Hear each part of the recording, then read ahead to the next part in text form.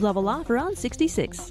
Thunderstorms likely tomorrow night. Will level off around 44. Highs around 54 Friday, with rain showers likely 54 Saturday. And that's your latest Chicago weather update. Currently 64. I know that hiring can be challenging. You sort through tons of resumes and you get too many so-so applicants. You're just waiting for someone to match your role perfectly. Well, now there's a place where you can meet them fast. ZipRecruiter. Need to hire right away. Start your search for strong candidates. The right fit awaits. Build your team. Build it sooner. Meet your match on ZipRecruiter. Just head to ZipRecruiter.com/free right now to try it for free. And you're on your way to meeting your match. 4 out of 5 employers who post on ZipRecruiter get a quality candidate within the first day. So try it now.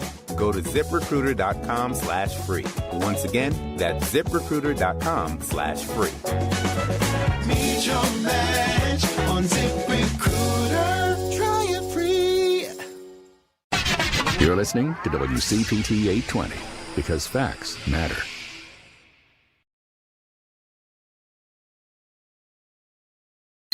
Welcome to Choose Views with Richard Chew.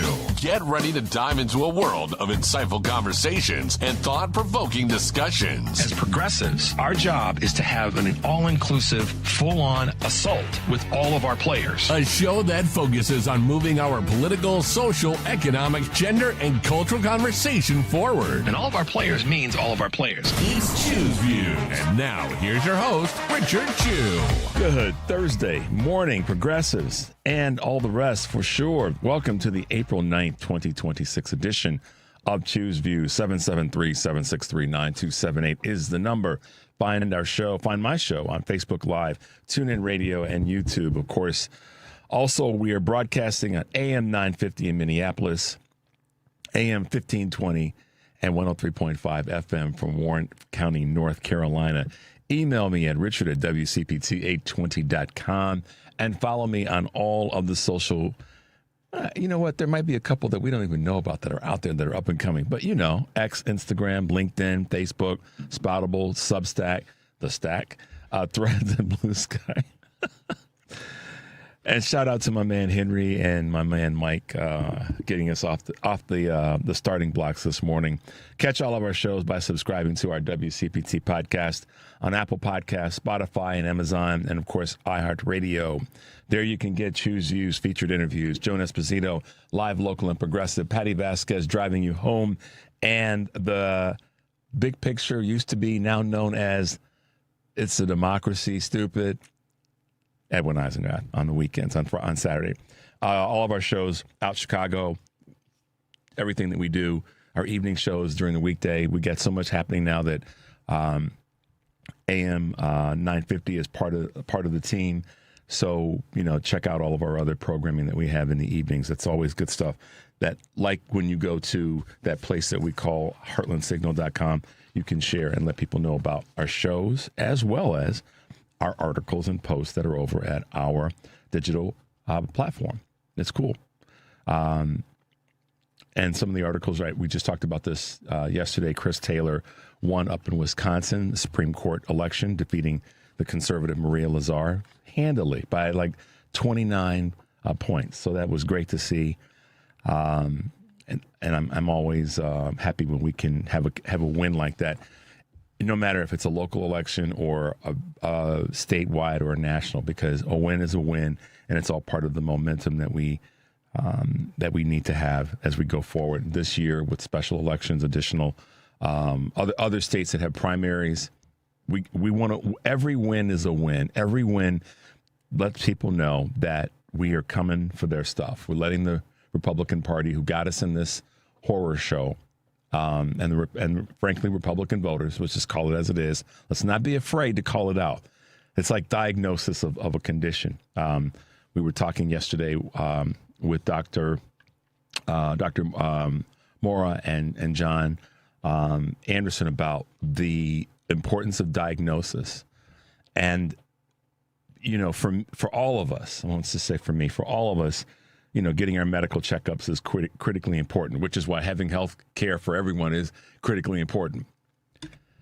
But in this space where we are politically right now, we talking about what has happened in a sense, and from the standpoint of what we can learn from it is important. And it's part of the diagnosis in some ways. It's part of the review. Not to a point of, nasal gaving and not being effective. But as we are in this fight right now, and as we are going forward, we have to be willing to call out the Republicans' bad behavior. They got us here. Inaction, 89 million people not voting. Yeah, that's part of it too. And the opportunity, I say that the people who did not vote want to see better from the people that are running, without a doubt. Maybe that's why they sat on the sidelines. And in local elections, too, they want to see better. I get that. I think they also want to see people calling out those who have committed bad behavior or knew better and didn't do better. And I'm talking about the voting. So to see someone like Chris Taylor do a great job, win handily, even with the local, a state Supreme Court election, that's a win for us. And that's something that we should be empowered and encouraged to talk about. So make your way over to Heartland Signal so you can check out some of the great articles that we have there. And it will give you, as always, things that you can pass on to the folks that are in your network. So do that for us. And, share, always. And you see something really good at Heartland, go to our Facebook page and let it be known. Hey, I saw this article, Heartland Signal, which is part of WCPT's work, et cetera. And like it on Facebook or make mention of it on Facebook if you're on. And then by going to our Facebook page, you can do the same thing there. Kind of a nice little way of threading things together. So just to keep you posted there. Righty. On today's show, April 9th, 2026, we will be talking with Jaime Harrison, the former DNC chair. Looking forward to chatting with him about, we're going to talk about the Iran ceasefire, the Lindsey Graham Senate race, the 2026 Dems message, and voter re-engagement. So looking forward to having some time to chat with him. And whatever else he decides to drop into the mix, we'll chat with him about that. Had a chance to talk with U.S. Congressman Sean Casten, so we'll be playing that segment for you in the 7 o'clock hour. His thoughts on Iran, on budget, changes in voters.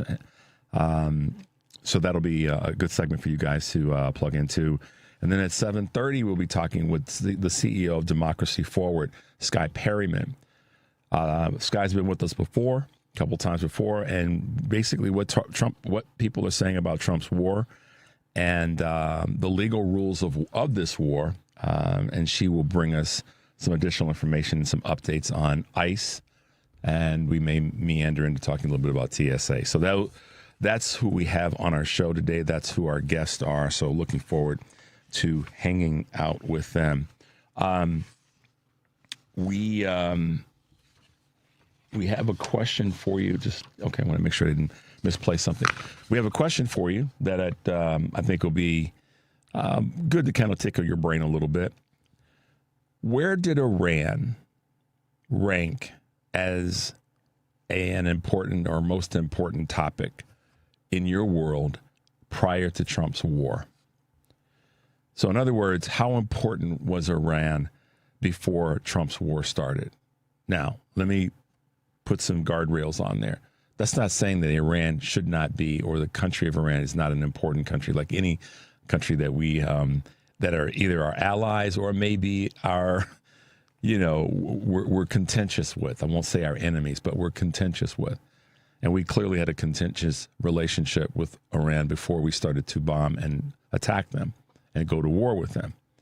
That was clear. And it's been that way for a long time. But where did it rank? Where was it in your day-to-day thought process? And I mean this in relation to prior to the war, 60 days ago. Where was it? How did it rank? What, did it pop up on your feeds on social media? Just give us some conversation around where it was. Obviously, you can text us your thoughts, and I'll try to read them on the air. You can call us, and we'll talk about them as best we can. And most definitely make your way to our Facebook page and leave your comments and thoughts there so that we can try to read those on air and reply accordingly. So let us know, where did Iran rank in your day-to-day comings and goings before this war that Trump started? That is Trump's war. It is not the America's war. It's not our war. It is Trump's war. And it's becoming more and more the GOP's war because of their do-nothing attitude in politics. I understand why Democrats say things like, this is frustrating. We are in a tough spot. I understand some might call them the platitudes coming from the Democrats on a federal level. But we've got state officials who are saying the same things. Democrats that are speaking up. Mayor Johnson, Governor Pritzker, Governor Newsom. The list is long. But this is a Republicans. This is Trump and the Republicans' war because he took us there. They haven't done anything to shut him down. They hold the purse strings. So there's a lot of things that that the Republicans and I when I listen to the corporate media and other people that talk about this and talk in this space, I'm always careful to yell back at the television to correct someone when they say Congress isn't working or Congress isn't getting anything done or Congress is not being effective. No. What needs to be said, I've said this before, and you guys know how I roll. I'll probably say it again. The Republicans in Congress are the ones that are responsible. We have to say that, just like we have to call out any other bad behavior or anything that we think is, we realize based on the evidence is not good for us. We have to keep doing that. It is not, Karen Byrne, she gets real hot under the collar about when folks in the media, on any level, frankly, both sides do it as their lead-in or their way of talking about something. That makes her kind of frustrated, and I'm sure many other folks, because both sides don't do it. There may be things that both sides do, but that doesn't mean that both sides do the same thing. Let's just think about that for a second. I know that probably came at you a little bit strange. Okay, think about that one. And we can replay it if you need to tomorrow. But when it comes to what's happening right now on a federal level that's impacting all of us, down to the local level, right here in Chicago, right there in Pittsburgh, Pennsylvania, right there in Boston, Massachusetts, right there in Birmingham, Alabama, Dallas, wherever in the country, what federal decisions are being made right now are impacting your day-to-day lives on a local level. And it's at the hands of the Republicans, not at the hands of the Democrats. That we actually we owe it to ourselves and the country to speak about it that way. In my observation, we have to say it's the Republicans that are in charge. The folks that voted for them put them there. And if we don't have the guts to call that out, rather than cutting our own people off at the knees or at the ankles, that's not responsible in my observation. So no, both sides don't do it. This war is Trump's war. It is the Republicans' war, up and down the scale. And I would like to know, as it relates to where it was on your list of things, your priorities, your day-to-day conversation, kind of where this war, where Iran landed in your day-to-day thoughts and conversations. Because now, if Trump's done anything well, the conversations around the Epstein files is not as high on the list as part of the day-to-day conversations. It's just not. I pressed pause yesterday and my brain is like, how many times have I heard someone, Henry, say something really, in depth, talk about the Epstein files? And he's succeeded in getting people misdirected. And guess what I just saw? Pam Bondi, I guess, is not going to show up after all for the subpoena for testimony. How about that? Let's take a quick break because we're coming up on that time. You're listening to Choose Views on WCPT AM 820 in Chicago and WARR 1520 AM and 103.5 FM from Warren County, North Carolina. And now AM 950, the progressive voice of Minnesota. I'm Richard Chu. We'll be right back.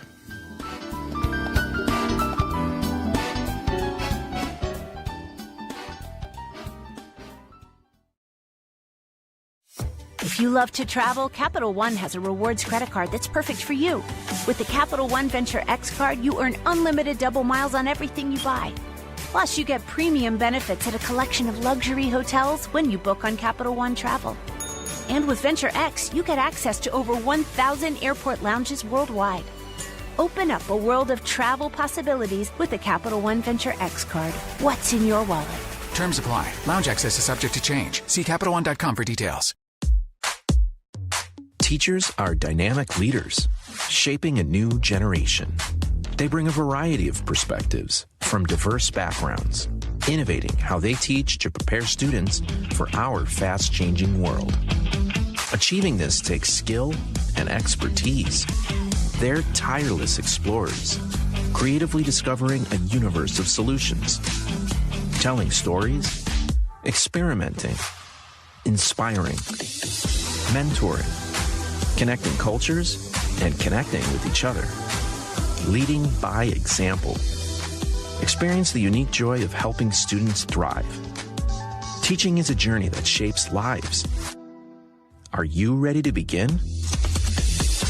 Explore teaching at teach.org, a campaign supported by the U.S. Department of Education, teach.org, and 1 million teachers of color. As farmers and ranchers, stewardship of the land comes naturally. Your work keeps our water clean, improves the soil, and enhances wildlife habitat. It also provides countless benefits, not just for you and your family, but for millions of Americans who depend on this region every day without even realizing it. Thank you for being stewards of America's prairie for all of us. Take a moment to find out how conservation pays. Visit conservationpays.org. You're listening to WCPT 820 because facts matter.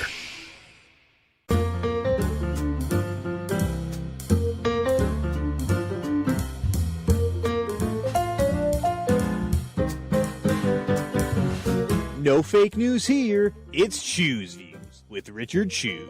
Hey guys, welcome back to the show, and thank you for being with us this morning. If you're just getting up and getting going here in the Chicagoland area, going to be a pretty decent day weather-wise, but get out and enjoy it. Don't stay stuck in the house. Get out and do something. All right, a couple quick Choose Views news items on this April 9th, 2026. Ford has denied tariff relief in the wake of aluminum plant fire that took place. Major domestic supplier Ford has been when it comes to this in the space, but the Trump administration hasn't budged, according to the Wall Street Journal. The Novelis plant in Oswego, New York, that went offline last fall, supplies most of the aluminum used in Ford's best-selling F-150 pickups and won't resume operations until at least June at the earliest. That has left Ford, Stellantis, and General Motors facing 50% tariffs on replacement aluminum sourced from Novelis's facilities in Europe and South Korea. The hit to Ford could total $3 billion. Oh, boy. Donald. Sony Pictures is to cut hundreds in a strategic layoff, according to Hollywood's labor market. The volatility is persisting. Sony Pictures Entertainment has begun laying off a few hundred roles across its film, TV, and corporate divisions. The roles affected are mostly in junior and middle management layers, according to Deadline. The reorganization is reportedly being framed as a targeted and strategic effort to focus on specific growth areas. All right, Delta expects to take a $2 billion fuel hit from the war in Iran. Delta forecasts its fuel cost will rise $2 billion through at least June following disruptions to energy markets caused by the war in Iran, according to CEO Ed Bastian. He declined to update Delta's full-year profit outlook because of the uncertainty, but delivered a strong earnings report that beat Wall Street expectations. Airline stocks climbed across the board yesterday following the announcement of a 2-week ceasefire in Iran. Airlines, including Southwest, have responded to oil topping $100 a barrel with what? New baggage fees. So that's coming down to us, y'all. Crypto scams topped the 2025 FBI list of online financial fraud, over $11 billion last year, according to a recent FBI report, making them the nation's largest source of online financial fraud. Americans were defrauded out of more than $2 billion online, and crypto scams accounted for more than half of those losses. The FBI received 1 million cyber-related complaints, up from 860,000 in 2024, nearly half traced to investment scams, and the majority of those related to what? Crypto. Try to tell you. And last but not least, Levi Strauss. By the way, Levi Strauss is a good social organization. They really are. Google, if you got, you want some good news about a corporation, Levi Strauss is one of them. Just I'll leave it there. They've raised its yearly outlook after the company's quarterly revenue climbed 14% to $1.7 billion, surpassing the analyst estimates. CEO Michelle Goss credited strong consumer demand and successful product strategies for the boost, contributing to sales growth across all regions. Despite broader challenges in the retail landscape, the denim maker benefited from increased prices and a focus on direct-to-consumer business as part of its turnaround efforts. There you go. A couple of quick Choose Views news items for this April 9th, 2026. Here's what's happening here at WCPT. Live, local, and progressive. Joan Esposito will be talking to Arizona Congresswoman Adelita Grijalva, who, as you guys know, Mike Johnson sat and waited to finally get her sworn in last fall. Kate Lincoln Goldfinch, immigration attorney and CEO of the Lincoln Goldfinch Law in Austin, Texas, and also candidate for Texas House of Representatives. Greg Hines will be with Joan as well, columnist from the Chicago Cranes business publication, live, local, and progressive weekdays, 2 to 5 here on WCPT, AM 820, heartlandsignal.com, and tune in. Tonight on Driving It Home, Patty Vasquez will be joined by guest co-host Ken Mejia Beal, and their guest will be Gwen Lane, entrepreneur, ex-entertainment marketer, and Minnesota-based activist. Driving It Home with Patty Vasquez, weekdays 5 to 7 here on WCPT, Heartland Signal website, tune in, YouTube, and Facebook, and also airing on AM 950 weeknights 9 to 10 Central.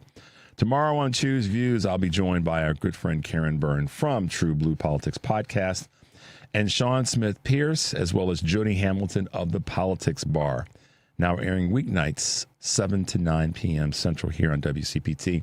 And also our good friend, the executive director of Families Over Billionaires, formerly Fair Share America, Kristen Corl, will be with us. So there you go. And make your way to our digital platforms, heartlandsignal.com, of course, and you obviously can stream all of our stuff at TuneIn, watch our live video streams on Facebook and YouTube. So there you go, guys. Just bringing you up to speed on where to catch us, who's on our various shows. And I just want to say thanks to any of all of the guests that appear on any of our shows on WCPT, our live shows or our recorded shows. Thank you for trusting us enough to deliver your message, whatever capacity you might be in, whether you might be a business owner, business person, a politico, someone running an organization that's a social organization. We appreciate you guys being guests on all of our shows. I know our guests do because our listeners do, because I get tons of comments from folks about thanks for having that person on. I didn't know that person was out there. So kind of a grand thank you to our guests for hanging out with us. All right, some updates and a couple of things that hit sort of my political wire that I wanted just to headline to you guys. So we had a deal and with Iran, and it seems as though, part of the reason that the ceasefire is failing is because it really wasn't a deal. They led us to believe that it was a deal and that there was a ceasefire that was going to actually have some teeth to it. But in fact, it was, in my opinion, this is my opinion, It was Donald's way of pressing the brakes to make it seem like he was being rational. It was his way, and I'm not getting into his head necessarily to be a therapist. I'm just going based on the behaviors that we've seen in the past, okay? It was his way of kind of pressing the brake, making it sound like he was being rational. He's a good guy. He's, he has a sense of awareness of how this could be hugely problematic for the world. That's what this was really all about. The other part of it that I think we have to pay attention to is what the other side is saying about the deal, not just what Americans want to perceive, particularly MAGA and the GOP. And I'm going to read to you a quick piece that came my way, or part of it at least. Europe claps back. Pedro Sanchez delivers a sharp response to Donald Trump's ceasefire claims. Spain's rock star president, Pedro Sanchez, is not letting Donald Trump off the hook for bringing the world to the edge of disaster. In a sharp response to Trump's announcement of a ceasefire, Sanchez expressed what many around the world were thinking. Sanchez said that while ceasefires are always good news, especially if they lead to a just and lasting peace, this momentary relief shouldn't make us forget the chaos, destruction, and lives lost. Right on to you, Pedro Sanchez. He added, ceasefires are always good news, especially if they provide a sense of relief for those who've been put in danger and harm's way. But it doesn't change the fact that lives were lost. He continued, the government of Spain will not applaud those who set the world on fire just because they show up with a bucket. Y'all hear that? I'll read it again. The government of Spain will not applaud those who set the world on fire just because they show up with a bucket. Sanchez stressed that what is needed now is diplomacy, international legality, and peace. We cannot forget that all of this, that in all of this, lives have been lost, buildings and historic sites destroyed. And that's the part, that's one of the pieces for me that kind of breaks my heart. Because I'm thankful and blessed to be able to travel and have a mindset to travel and go and see other things in other places. So imagine having some of our monuments destroyed and historical buildings and representations being destroyed because somebody decided that our way of life, our way of living, our way of doing was criminal and bad for the world. Just think about that, America. But loss of buildings and historical sites destroyed, hospitals and universities ruined, oil refineries destroyed, and billions of U.S. taxpayer dollars wasted, all because of Donald Trump. None of this had to happen.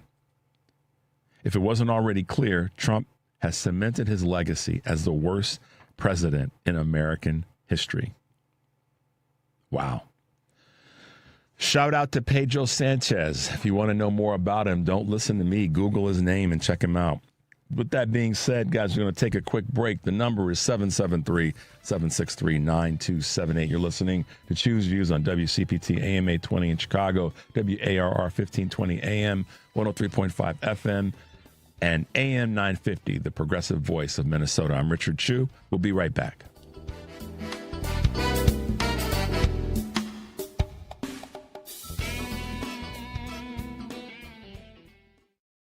Big refund, big project, big savings at Menards. Turn your tax refund into a new deck. Shop the largest in-stock selection of AC2 pressure-treated lumber and thick decking. All easy to load in our drive-through lumber yard. Plus, get free estimates fast using our easy-to-use deck design program. Save big on AC2 pressure-treated lumber and thick decking at Menards. Also, check out our weekly flyer on Menards.com for all the great deals happening now. Save big money at Menards.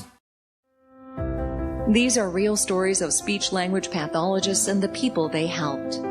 He was in his 30s. 55 and far from home. 15 years old with multiple disabilities. It was a traumatic brain injury. He's bilingual but lost his English after the stroke. Several surgeries led to his swallowing disorder. His goal was to get back to work. I used French during therapy. Others almost gave up on the goal of him eating. Oh, he was dedicated. Together, we built his life back. Social interaction was the key to helping him. and he made it back to work. When he ate, his friends cheered. Everyone has the right to communicate. And later, he was able to travel across the world to his family. Are you or someone you know experiencing a speech, language, or swallowing disorder? An ASHA-certified speech-language pathologist can help. Visit us at asha.org/public. Stand Up to Cancer asked leading cancer researchers to speak about why they do their work. Two words come to mind for me. One is responsibility, the other is purpose. It's just so inspiring to do research that impacts human lives. Stand Up to Cancer has been a critical partner in advancing research for cancer. Cancer research saves lives. So please, help us fight in this battle against cancer. Be a part of the team that ends cancer at standuptocancer.org. You're listening to WCPT 820. Here's the latest Chicago weather update. From the Weatherology Weather Center, I'm staff meteorologist Laura Lockwood.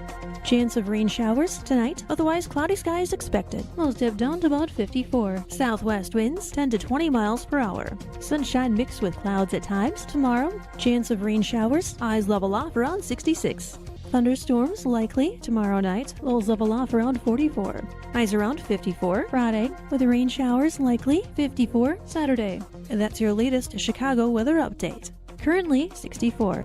Alexa, play WCPT. WCPT from TuneIn.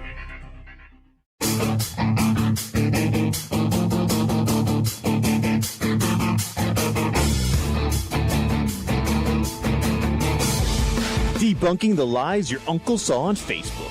It's Chew's Views with Richard Chew. All right, guys, welcome back to the show. Thanks for being with us this morning. We have always been, I think, willing to kind of hit the third rail when it comes to talking about certain things that, that's kind of the part of the brand of progressive conversation, whether it be radio or however it might be. But we've always been, I think, willing to push the envelope, willing to hit the third rail. And I encourage you guys as listeners, wherever you are in the country, to do the same thing, is to be willing to push the envelope and hit the third rail. That was kind of the basis of what I was saying earlier about we have to constantly be in the mode of pushing back on the GOP. This is the GOP's war. This is the GOP's tariffs. This is the GOP's medical debacle, research debacle. The list goes on. This is in the lap of the GOP, not the Democrats on any level. So that, I think, is part of it's a big part of why I encourage everyone to just, take that strength pill and say, we got to push back like never before, and hit that third rail. You aren't. The thing I guess I would ask myself and all of us is, what are we going to lose if we touch the third rail politically and socially in terms of conversations right now? What are we going to lose? I would rather take the risk of having a conversation that was kind of touchy and might be a little bit scary or apprehensive with someone than to not at this point. Because what do we have to lose? You might see it differently, and I respect that. I truly do. But there's so many of you out there all over the country that know that that's what we have to do, is to be willing to go ahead and touch that third rail. So that's the basis of what we talk about a lot of times comes from that. Just so you know. Oh, okay, not quite, almost. Okay, all right, good. Gosh, I almost forgot. Sorry, guys. Every now, looking around and I get distracted because there's so many good things to talk about. Shout out to Cassandra in Oak Park. This is in response to the question regarding Iran. Honestly, nor Iran nor any other country, has been on my radar in terms of a concern or national concern since Donald returned to the White House as president. I feel like I've been dodging mental landmines because of his efforts to sabotage the American democracy. Iran is just another shiny distraction. Okay, yeah, I can get with that. Let's see what else we got that just came our way. Let's see. Yeah, Rissa says, it's from South Carolina, says that it was a 0 out of 10 for her in terms of the ranking. That, she says that we had a nice agreement in place that seemed to be working under Obama. So with that, I never thought about Iran. 0 out of 10. Then Trump ripped up the deal and it went to a 5. Then he supposedly destroyed their uranium nukes and it went to 7 because I didn't believe him. And now it's 10 to 10 thanks to Trump hitting the Hornet's nest repeatedly. And now we have an illegal war on behalf of Netanyahu and Trump. That's kind of the edited version, but she's spot on. So thank you both, Cassandra and Rissa, for those observations. Very keen observations. Let's see who else is sending us their thoughts. Yeah, one of the things that I'm becoming more and more aware of, people are definitely, and that was kind of the basis of the question. Where did this land in your day-to-day, stuff? And a lot of people have said that it wasn't a major concern. It was, sure, none of us want to see any of our adversaries have an advantage when it comes to this conversation around nuclear anything. I'm not a war hawk or any of those other words that are used to describe folks that's their beat. But I want us to be militarily protected, and I want us to be militarily smart. That's kind of a given. And I want our military to be strong, effective, well-trained, have compassion. I know that may counter with what you think about the military, but discretion, if nothing else, and discernment. Those are all things that I think are important before they pull that trigger or press that button. So that's clearly part of my thinking, is I want our military to be strong and impactful and effective, but not where we're having to think about our military men and women having to be in harm's way now, with this war. So, I think that we owe it to ourselves to ask the question, where was this sitting on your scale of things that were part of your day-to-day? And I'll be honest with you about this too. And it's sort of the weird push that Trump created for himself. The economy was on everybody's mind. Affordability was on everybody's mind. But from the perspective of, would it get better because they were trying to figure their way out of a paper bag, meaning the Trump administration and the GOP, by saying that we were doing these things, i.e. tariffs, to make it better for the country. And they were trying to make that bag of poo not smell so bad. I think they were. I'm trying to give them a little bit of credit. But then to start this war made it clear that they did not realize maybe the little bit of momentum that they had potentially gained. Maybe. And I'm really going to the deep end of the pool to try to see if that would have been part of their conversation. But they're so ineffective, so craven and frankly stupid, they didn't even realize that they were going to dig a deeper hole.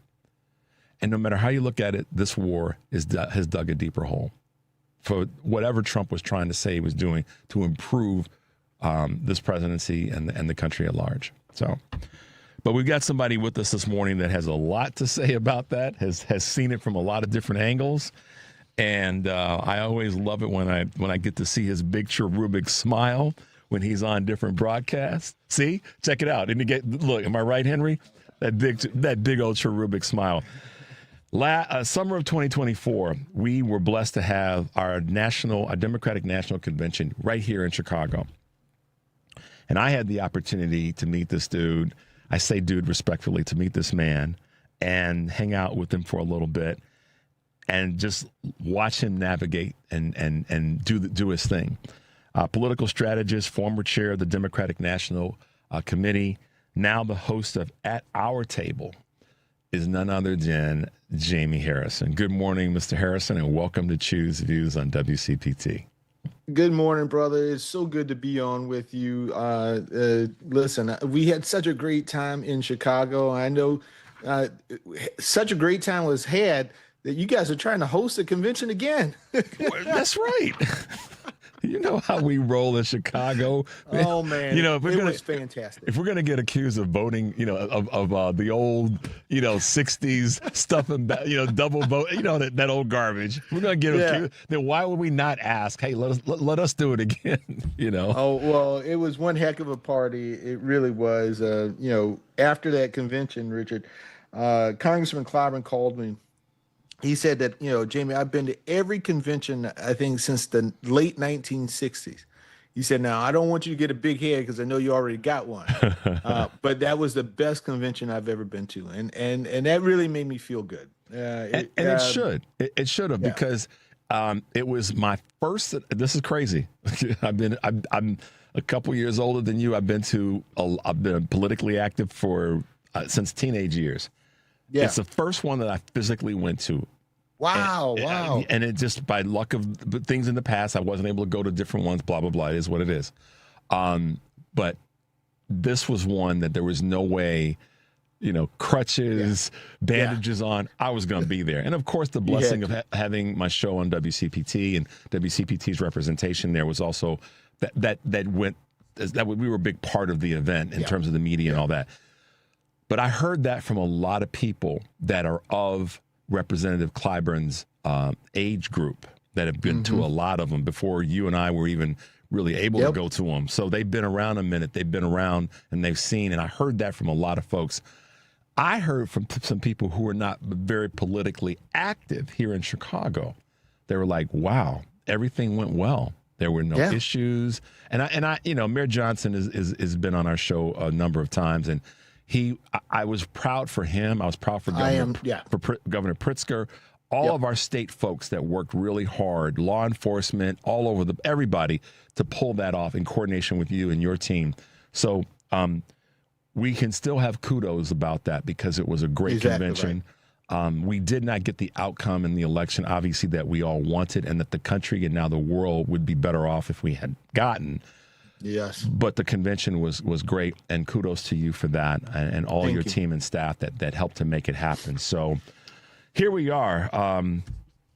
Jamie, I shake my head every day, and I'm blessed to be able to get up and do my show and come here and try to be somewhat of a guide to keep moving us down the field to a better place. And I know that you have been doing the same since stepping aside as chairman and doing such other great work.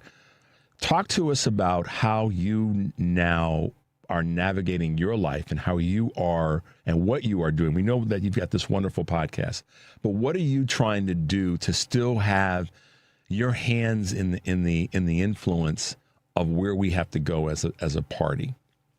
Well, I appreciate that. At the very tail end of my chairmanship, President Carter passed away. Right. And I got a chance to attend his funeral. And one of the things, as I talked with his family, one of the things I learned was that what he was proud of, he would often say that I'm happy to be a better former president than I was president. And that really sat with me. Because it meant that, the titles don't really mean anything. It's about the work. Yeah. Right? It's about doing the work. And so as I was at the tail end of my chairmanship, I kind of committed to myself, well, I want to be a better former chair than I was chair. And so that meant recommitting myself to doing the work of this party, of protecting democracy, of making sure that the American dreams are available for all of America's people, regardless of your background, your religion, your color, your sexual orientation, what have you, right? And so that's what I've been doing. I have not allowed grass to grow under my feet. I've been focused on just doing the work. And so, I came back home to South Carolina, and I went to my state party chair, Crystal Spain, first Black woman chair of a party here, and I said, okay, put me to work. And she said, well, what do you want to do? I said, well, recruitment. Now, number one thing is we got to recruit candidates. Well, Richard, I am proud to say that we just announced in South Carolina for the first time in history that we have recruited a Democrat to run for every state house race, every congressional race, and every federal race. Wow. I mean, every statewide race. Mm-hmm. That's the first time in my lifetime, I'm 50 years old, that has ever happened. And so if there's going to be a blue wave, South Carolina it's not going to wash over South Carolina. We're going to have some people to ride it. Right. And so that's the first step. You know, I've been working with formed this new venture called Blue Heartbeat, where I'm working with some Hollywood screenwriters on helping train our candidates on messaging to make sure that their message isn't so much, you know, these 10-page policy papers, but it's emotionally heartbeat driven, right? That it can connect with people on a real basis.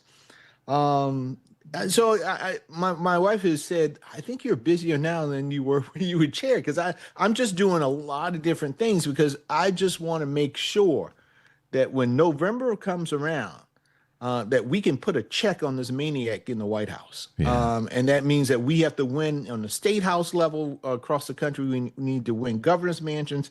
We need to take back the House. And I even think we got a shot at taking back the Senate. And so I'm doing everything in my power to make sure that we can do that. Absolutely. Jamie, we're going to take a quick break, commercial break, and we'll be right back. The number is 773-763-9278. You're listening to Choose Views on WCPT AM 820 in Chicago, WARR 1520 AM and 103.5 FM from Warren County, North Carolina, and now AM 950 from the great state of Minnesota. I'm Richard Chu. We're talking with Jaime Harrison, and we'll be right back.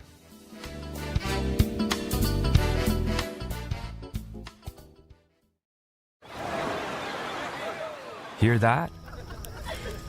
That's the sound of your life.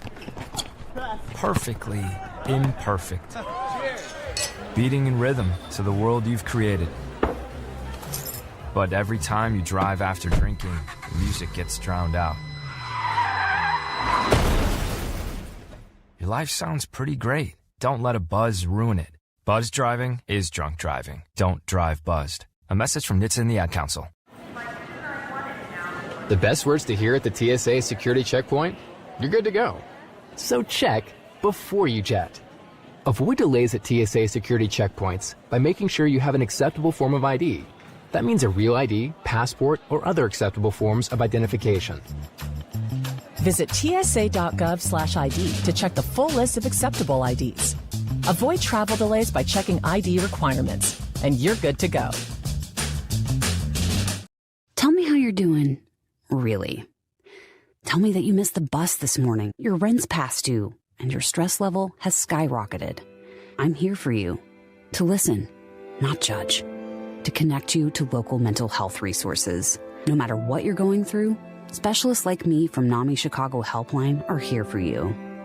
Call or text Helpline to 833-626-4244. That's 833-626-4244.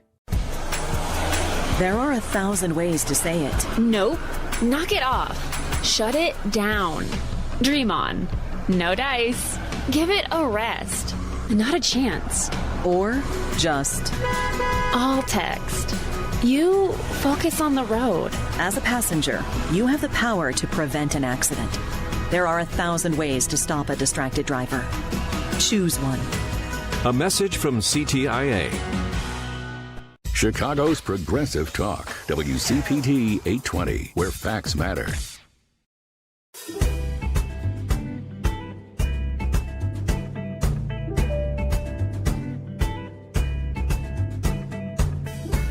It's Choose Views, real talk for real people, just like you.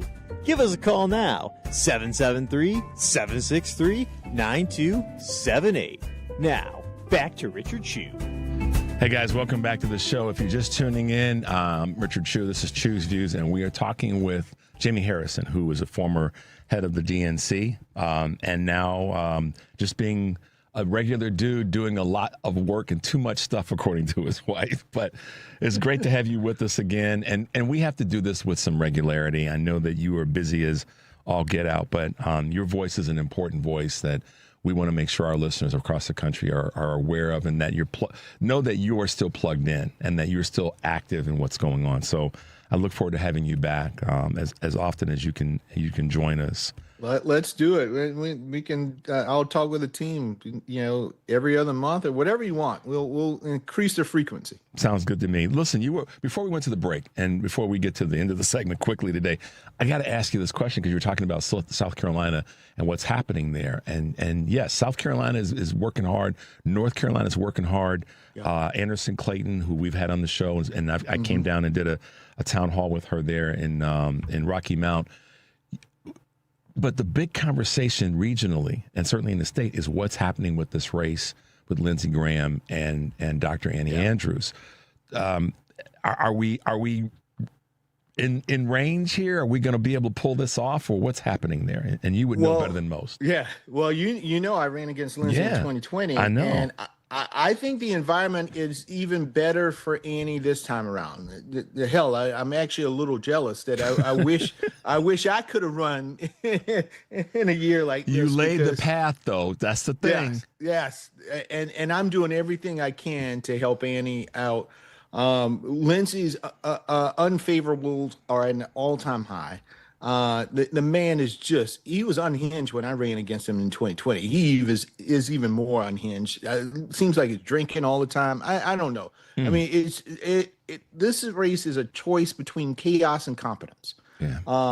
He is aligned with Trump on the most extreme positions. I mean, this is a guy who came home at the start of this Iran war, Richard, saying, well, I'm going to go back home to South Carolina and tell them we need to send our sons and daughters over to Iran. What? What did he forget did he forget that people died at every war that we've been in his lifetime? Yes. Well, why don't, if he feels so compelled by this, man, you pack up your bags and you go over there. I mean, what are you talking about? Sending his sons and daughters? You don't have sons and daughters. So what? So you can easily commit somebody else's kids? Talk about privilege and lack of living in the real world. Exactly. So I'm going to do everything in my power to help Annie win. I think she's a great candidate. Mm-hmm. I mean, as you know, pediatricians are just such special people because outside of parents and grandparents, I don't know if there's anybody that loves your kids more than the pediatrician. I know my pediatrician walks on water in our eyes. So she's a very special candidate. I think she'd be really, really good. And we got a shot here. Yeah. We've got a shot, and so we're gonna definitely take it. When we've had her on the show, we've had her on 3 or 4 times, and she's been great every single time. Her message is a cogent message. It's one that people can go, yeah, I can get behind that, irrespective of where they sit, Democrat, Republican, or independent, or even someone that's not, necessarily active in politics. They say, I can get with that because of what you just said, Jamie, and that is she cares about the welfare of our children. And all of us have a vested interest in that, even those of us that don't have children. That's exactly right. I have a vested interest in the children that go to school across the street from where me and my wife and I live, because I want to make sure that when they cross the street, that they're safe. When they leave, that's just because we as adults should look at our children that way. And she brings that to the table. So I'm really, really hoping that she can pull this off, and we're going to try to have her back on again, and maybe the 3 of us can do a kind of a joint thing too. I would love that. Yeah, I would love that. We should make that happen.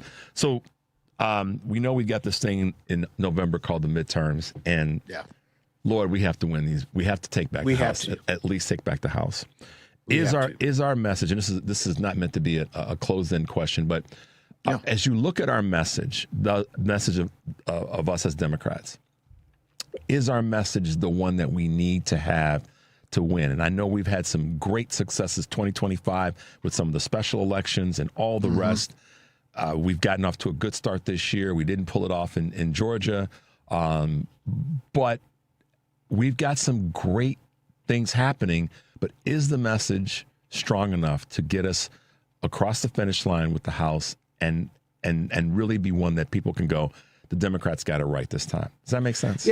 Yeah, it does make sense. And I think the core national message, if there's a national message, and that's more for just, the larger frame in terms of television discussions and all, have to be centered around lower costs, protecting freedoms, and restoring stability, right? Because we see all this chaos and extremism right now.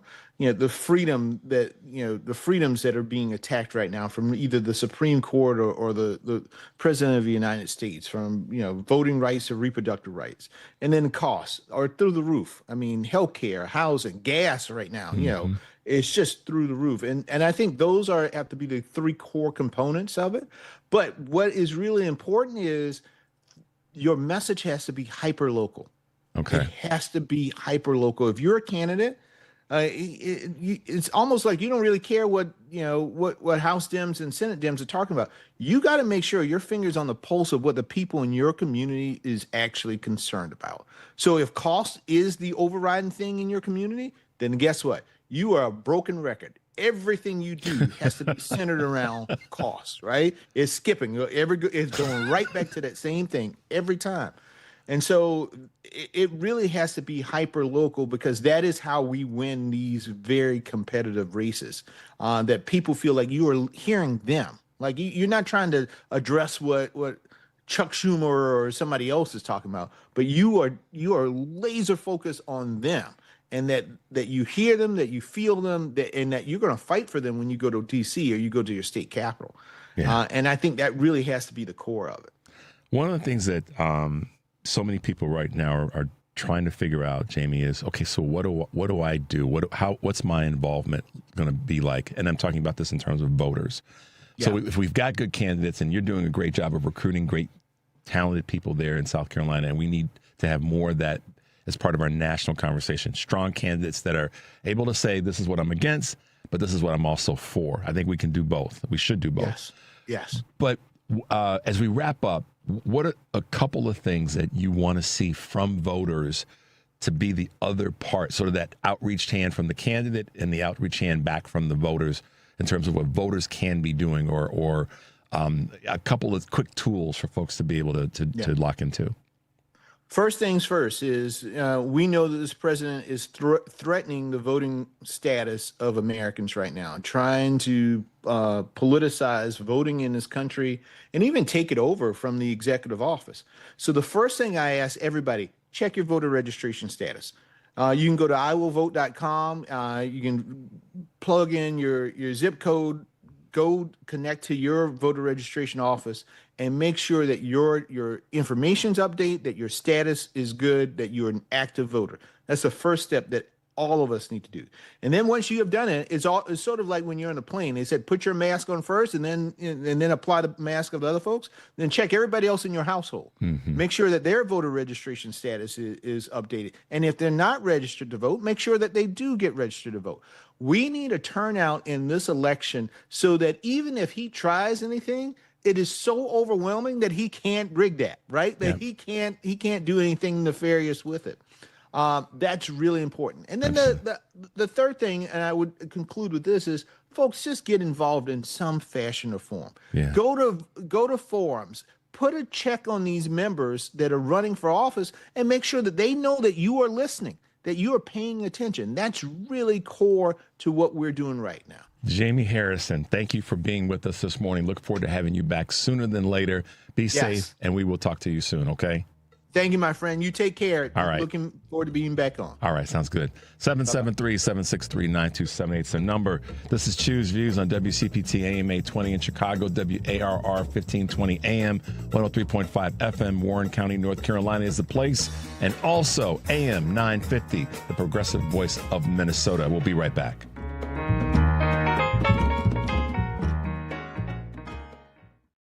After my wife died, I felt like I lost everything, including my love of fishing. But one day, my granddaughter called, and I realized I still had a lot to look forward to. I got referred to a psychiatrist who explained depression can happen to anyone. Getting help doesn't make me weak. It makes me stronger. I just wish it made me better at fishing. Mental health care is working for Diego. See what it can do for you at mentalhealthcareworks.org. A message from the American Psychiatric Association Foundation. All right, son. Time to put out this campfire. Dad, we learned about this in school. Oh, did you now? Okay. What's first? Smokey Bear said to. First, drown it with a bucket of water. Then stir it with a shovel. Wow. You sound just like him. Then he said, If it's still warm, then do it again. Where can I learn all this? It's all on SmokeyBear.com with other wildfire prevention tips. Because only you can prevent wildfires. Brought to you by the USDA Forest Service, your state forester, and the Ad Council. File now with TurboTax on Intuit Credit Karma. They'll find every credit and deduction or your money back. File in the Credit Karma app. This is 820 AM, WCPT Willow Springs, and streaming worldwide at WCPT820.com. We are Chicago's progressive talk, where facts matter.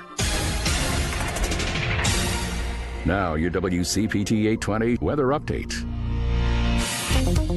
From the Weatherology Weather Center, I'm staff meteorologist Laura Lockwood. Chance of rain showers tonight, otherwise cloudy skies expected. Lows dip down to about 54. Southwest winds 10 to 20 miles per hour. Sunshine mixed with clouds at times. Tomorrow, chance of rain showers, highs level off around 66. Thunderstorms likely tomorrow night, lows level off around 44.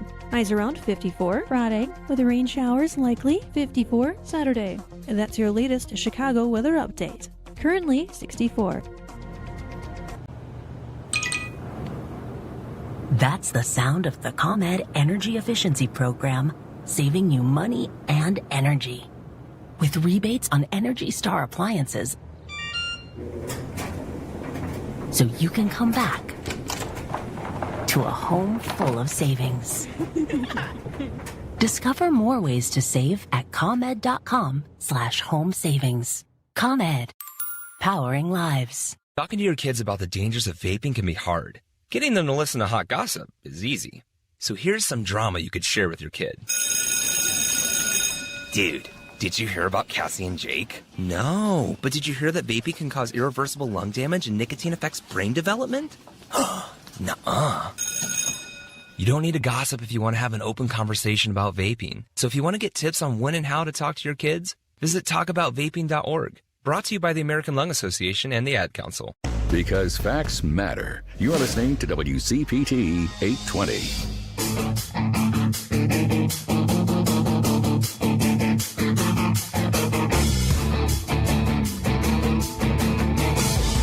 Debunking the lies your uncle saw on Facebook. It's Chew's Views with Richard Chew.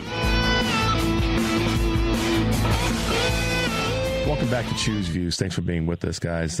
This morning we have, like always, I talk about our great bench, but we've also got a great number of folks that have been elected and are leading with the passion and the leadership and creativity that's needed.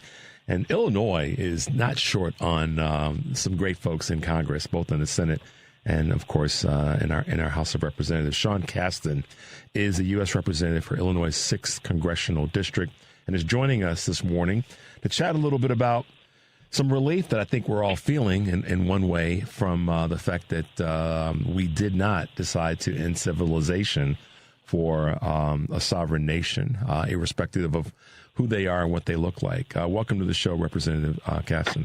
Good morning. Thanks for having me.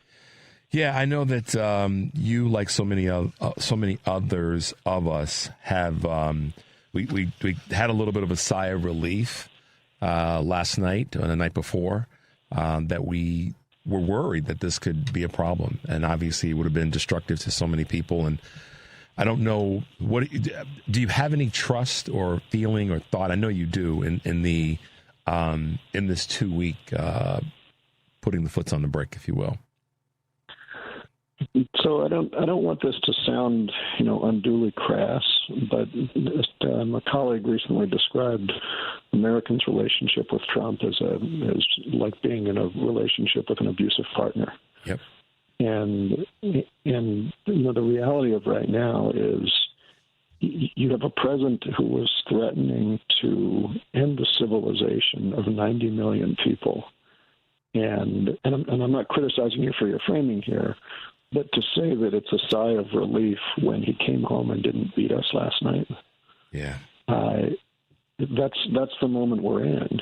We still have a completely unhinged lunatic in the White House who, I think takes a certain amount of pride in the fact that people believe when he says something like that he just might do it. Mm-hmm. And we're now finding ourselves in a situation where we are in a war of choice. It was a choice made by the president and his cabinet. They never got the necessary authorizations from Congress. It was a war without any clearly defined strategy or goals. All the strategies were retrofitted afterwards. Was it to get rid of their nuclear program? Was it for regime change? I don't know. They never presented that. It was a war without any, obvious end state. And even if you take all of their backcast goals on the war and just accept those as legitimate, they failed on all those metrics. If this was a war for regime change, you killed Khomeini and replaced him with his son. If this was a war to eliminate nuclear weapons, Iran had 60% enriched uranium before the war, and they still have it. If this was a war to bolster, U.S. status in the world, we've lost a lot of allies over this. What have we accomplished? I guess we made the price of gasoline go up. Yeah. Representative, I appreciate you, saying it the way that you did. And we shouldn't have to have a feeling where sigh of relief is a word or a phrase that we use. I agree with you there, because we shouldn't be here in the first place. And that I take no disrespect. And I've actually used that example or parallel before about this time with Trump is like being in an abusive relationship.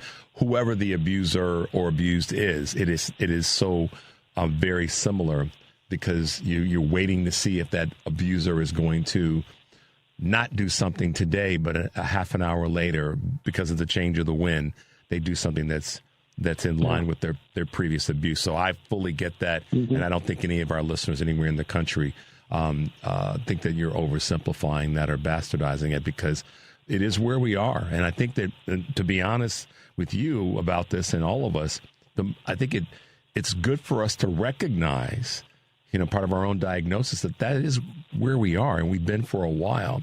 It may help us be more candid and speak fully, like you just did, about where we are and how we've gotten here. So thank you for saying it that way. Fallout. This is the part that I don't know how many people really looked at.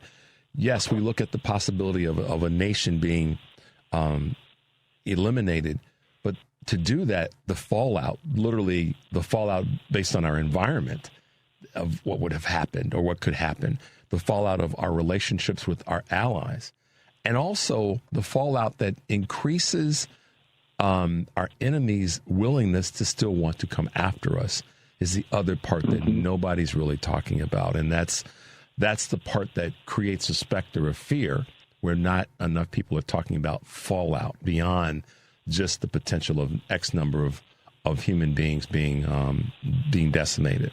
I mean, what are your thoughts there? Yeah. Well, it's going to take a long time to unpack this.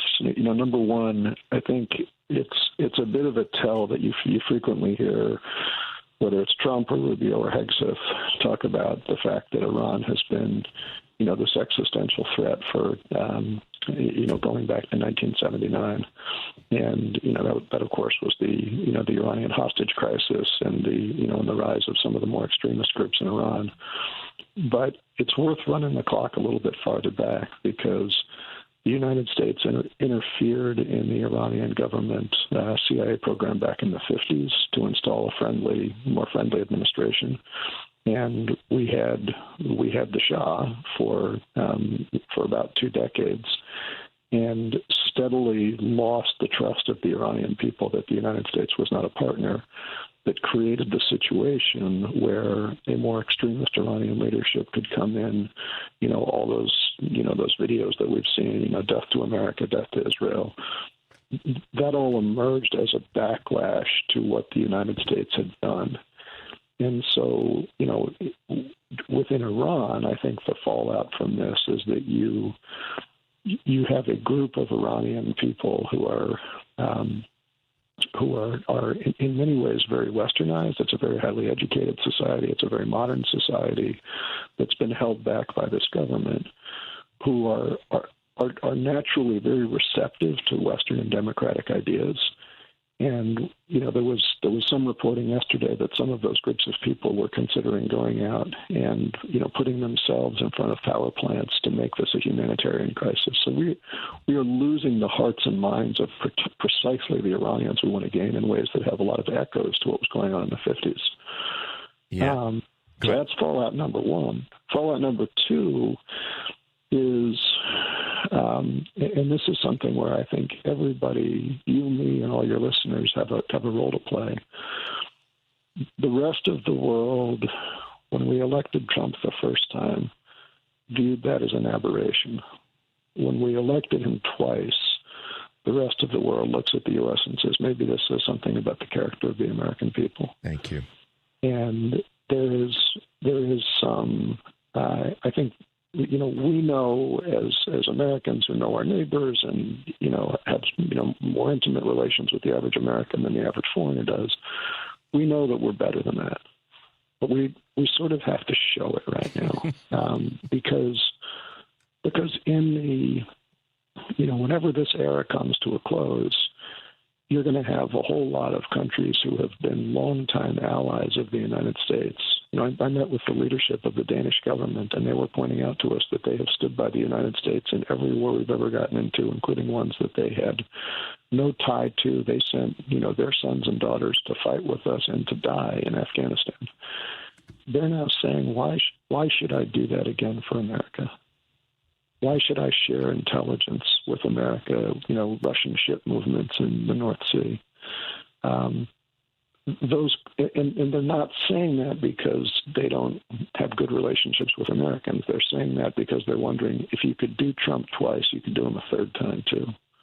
Yeah. And I think restoring that degree of trust that took us 70 years to build, and I often say in the Trump era that the best carpenter takes a year to build a house, and the worst arsonist takes a day to burn it down. Yeah. And it's just going to take time to restore what we built. Well, but that's going to be a collective project. It definitely is all hands on deck when it comes to all of us rebuilding it. I know that.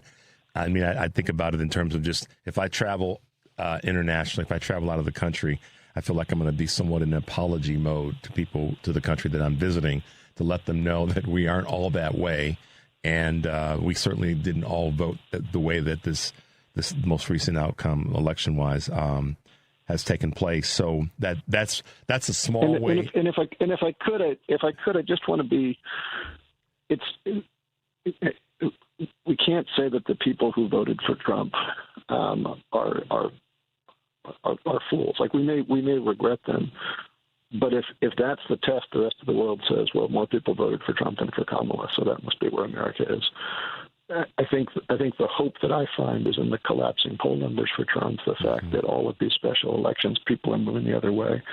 The fact that, 3% of the voters in the 6th district voted for Trump and for Casten. I take some optimism in the fact that those people like that. Alyssa Slotkin won Michigan, even as Trump also won Michigan, which means there's a lot of Trump Slotkin voters. In Wisconsin. Congressman, how do you explain that, or how do you view that? Because that is fascinating to me that took place. What are your thoughts there? I explain it in the same way that I explain that some people drive really expensive cars that have maintenance problems. We all make decisions for emotional reasons, and then we all rationalize our decisions. And emotions are fickle. Yeah, they are. Rationalizations are stable. If we say, if we're not willing to say someone's stupid because they bought a Ferrari, we also shouldn't say someone's stupid because they didn't understand what Trump was going to do to rural health care. Yeah. And I think understanding that those people, look, all of us work with people. All of us, are in clubs with people, or worship with people who we agree with on certain things and disagree with on other things, right? So let's focus on what we have in common and bring those people into the fold, rather than saying the thing that you and I disagree on means you're permanently dead to me. Yeah, that's a good point. You're listening to Choose Views on WCPT AM 820 in Chicago and WARR 1520 AM and 103.5 FM from Warren County, North Carolina, and also AM 950, the progressive voice of Minnesota. We'll be right back. Hi, this is Dr. Jason Bassell from Chicago Community Acupuncture. My father used to say, if you don't got your health, you don't got nothing. Not even grammar lessons. Yeah. But it's true. All the money in the world won't do you any good if you don't have your health. You're right. That's why Chicago Community Acupuncture opened up, to help everyone be in the best health possible. We treat all types of problems of the body, mind, and spirit safely and effectively. Yeah, you're affordable, accessible, and open 7 days a week. And you have a very talented staff. People can visit you at Milwaukee, Devon, and Nagel. Call 773-853-0920 or go to the website chikomaku.com. And to make it even more accessible, we're hosting an open house Sunday, April 12th from 2 to 4, so you can see our space, meet our practitioners, and get a free mini treatment. That's Chicago Community Acupuncture, Sunday, April 12th from 2 to 4. Be there or be square. When it comes to health, we're all on our own journey. Our challenges aren't always visible to those around us. You may be living with aches and pains, fatigue, shortness of breath, or other symptoms that make it difficult to manage everyday life. These problems can be the result of a variety of conditions, including long COVID, which 1 in 5 adults who've had COVID-19 may develop, according to the CDC. When symptoms linger, they could lead to feelings of isolation, but you don't have to go through it alone. For challenges like these, physical therapy is the solution. Physical therapists are the licensed healthcare providers moving you to better health. They can improve your quality of life through hands-on care, patient education, and prescribed movement. No matter where you are on your health journey, your physical therapist and physical therapist assistant can help. When we work together, we feel better together. So choose more movement. Choose better health. Choose physical therapy.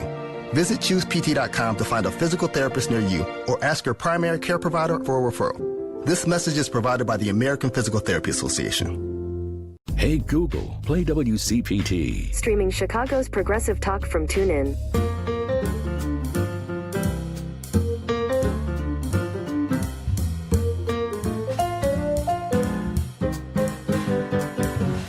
No fake news here. It's Choose Views with Richard Chew.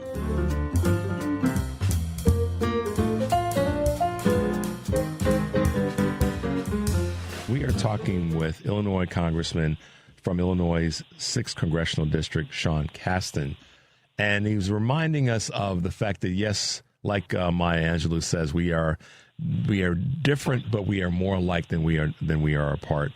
And I agree with that wholeheartedly.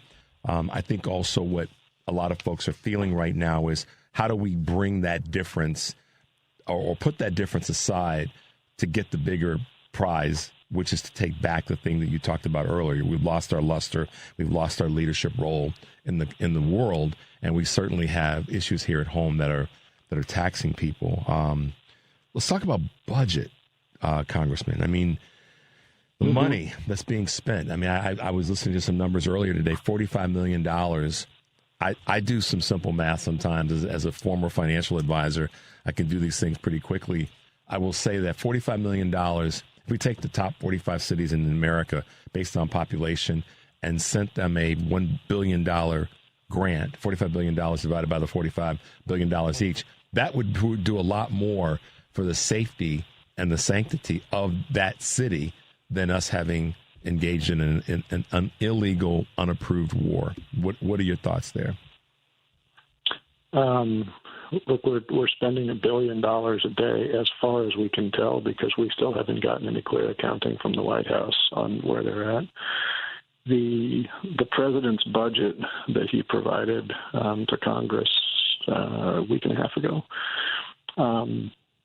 and Congress, of course, has the power of the purse. At least if you believe the Constitution. so the president's budget is just an indication of his morals. It is not a binding document. But that budget has a 10% cut in all domestic spending, including, by the way, it would require us to fire 7,500 TSA workers. So, put that in context for what the president's thinking about right now. 10% cut in all domestic spending. and a 50% increase in defense spending. And it does not include any money for an Iran war supplemental to replace the fact that we've gone through so many weapon systems and lost fighter jets and what have you. So they'd have to ask for more. That tells you what the president is prioritizing, right? Yeah. The president who says, we're going to look out for, Medicare, Medicaid, at least once upon a time he did. Nothing in that budget that would restore the massive cuts that are decimating the least among these. I use that line intentionally because once upon a time Mike Johnson said, if you want to know what I think, just read the Bible. Mm-hmm. Right? Yeah. Well, so they are telling us where their values are by how they are spending money and how they are asking Congress to spend money. Yeah. And their values are they like killing people. But it's hard to draw any other conclusion. There is no other conclusion. I mean, there's nothing that we should be honest about it and speak about it because that is what the evidence shows. I mean, programs like SNAP, programs like the low-income housing program, community service block grants, Section 8 housing, the National Institutes of Health, Centers for Disease Control, higher education programs, even home. I mean, investing in partnerships to help create low-income housing. These are all things that this not just Donald Trump, but the administration and the cabinet and your, so to speak, I won't call them colleagues on the right, but the folks that are there with you in Washington on the right, all said that they were going to manage and navigate and take care of and make better for Americans. And they've done exactly the opposite for the purpose of what? Going to kill people in a foreign land. And that's insane. Yeah. I mean, I like to remind my colleagues of, if you are proud of the Republican Party, then take some pride in the fact that Abraham Lincoln said that the purpose of government is to do for the people what they can't rightly do for themselves.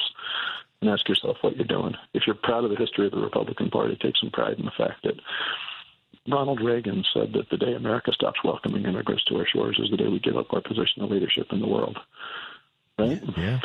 They both did. These are. I mean, if we want so many times, Representative, I know you hear this. I know I hear this. We hear Republicans, more specifically in two areas, in Congress and state houses as well, and in the corporate media, saying things like, I as an African American man, I hear this way too many times in my years that the Republicans freed the slaves. Okay, well, statistically, database, there was a Republican in office during the end of enslavement for the most part. However, here we are today, and that's not the party that's leveraging its power to do better for the people who are descendants of freed enslaved folks. They're not following what the Lincolns or even the Reagans would have said we should be doing for those that are the least among us. Well, I'll tell you just on that framing, and I think, like there's this cutesy thing we can all get into with, your party did this and, 400 years ago, like, right. I mean, Grab, I can tell you things that a Cubs fan did, that doesn't mean that you're responsible. Right? I think, we are, because of the way that we, our elections are run, we're always going to be a two-party society because we have a winner-take-all election. Yep. And the coalitions that come together between the parties, they evolve over time. I think it's, you look back, you don't have to go back to the, Reconstruction era. The first Mayor Daley in Chicago built a coalition as a Democrat, around the white working class and, and a lot of racism, right? Those coalitions have evolved, but, they move. The coalition that was the Republican Party in the Reconstruction era was essentially defined by what it wasn't, because the coalition that was the Democratic Party at the time was the white working class and essentially, what we'd now call oligarchs, robber barons or whatever else. And within the coalition of the white working class and the very wealthy, there was plenty of room to accommodate the Klan. Mm-hmm. Within the coalition that was everybody else, the good news is that got us Abraham Lincoln and the Reconstruction era. But within that coalition, the radical Republicans, as they were called at the time, were the people who were saying that there should be accountability for those who've taken up arms against the government. And that was ultimately judged to be too radical a position. And so Jefferson Davis, lived out his final years in peace, and the Reconstruction era ended, and we got into Jim Crow. We're now in an almost exactly inverted situation where today's Republican Party represents the white working class and the Elon Musks of the world. And that party can accommodate today's Klan, the Proud Boys or whatever else you want to call it. The rest of the country is still more numeric. That's still where the numbers are. Love has always had the numbers in America. But for someone to say right now there should be accountability that includes Pete Hegseth going to The Hague for bombing children's schools in Iran, Donald Trump should be held accountable to the full extent of the law, including, criminal trials. And we should say that anybody, who raped a child, should be penalized regardless of the color of their skin or how wealthy they are. If they happen to live at 1600 Pennsylvania. That sounds like a pretty radical position, doesn't it? Sounds like a pretty smart. It sounds like something that a guy that's one of our good congressmen said versions of it back in the fall. You were unfiltered, and I was so proud when you dropped the hammer and referred to them as protected predators. And yeah, I remember. Listen, you were right there swinging that big bat to say, no, this is wrong. And we've got enough evidence and information, and these people need to be brought to accountability. So if sometimes we forget because there's so much going on, but I want to thank you for taking that kind of role in that leadership and being unfiltered and just saying it out loud, protected predators. Yeah. Well, it's, thanks for the praise, but, the work isn't done until we've gotten to a point where, we are able as a society to do what Lincoln couldn't, and to say, there was a morally right and a morally wrong side to what just happened. And we have figured out how to not only hold people to account, but to preserve the union in the process. And that's always hard, right? Yeah, it is. But that's the challenge that we all find ourselves in. Without a doubt. As we wrap up, and thanks for being with us, Representative, and we will do this again. Maybe when we have you back, we'll talk more about where we think we'll be when it comes to the midterms. The Supreme Court has taken up birthright citizenship, and you've been following this and certainly recognize that there needs to be some reform with the Supreme Court. But what do you think will happen? I know you can't read the tea leaves, but what do you think will be their position on birthright citizenship? Look, people smarter than me who watch the court more often seem to be pretty confident from the way that the judges were questioning that they are not going to overturn Section 1 of the 14th Amendment. That is a low freaking bar. The only reason that is even worth commenting on is because the Supreme Court already did overturn Section 3 of the 14th Amendment in the Anderson versus Colorado case. That's the one that says if you've taken up arms against the government, you can't hold elected office, and yet there Trump is. Yeah.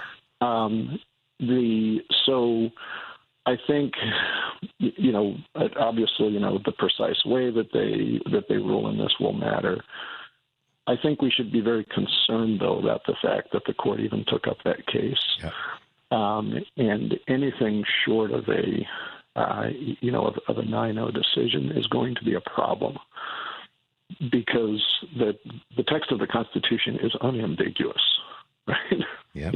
If you're born in the U.S. and subject to the jurisdiction thereof, you're a citizen. Spare me the nonsense about subject to the jurisdiction of thereof.